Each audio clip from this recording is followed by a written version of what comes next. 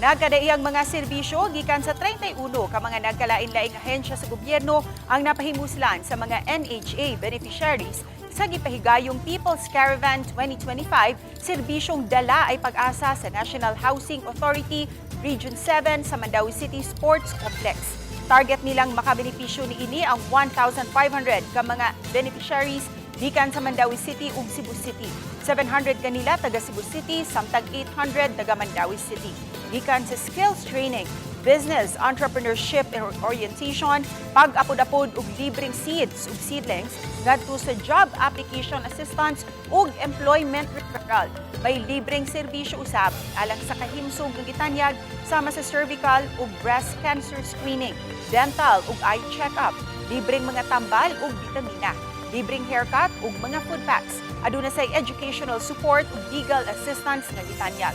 Matud ni NHA-7 Regional Manager Engineer Ernest Jude Intilio, tumong nila nga mapaduol ang mga nagkadaiyang serbisyo ngadto sa mga benepisyaryo.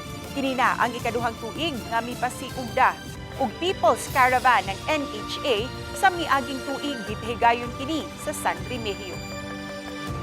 Selected na, di ra na mo'y totality sa among beneficiaries, pero ga-select mig 700 based on our own interviews and surveys kung sa ilang needed nga mga serbisyo sa mga ahensya.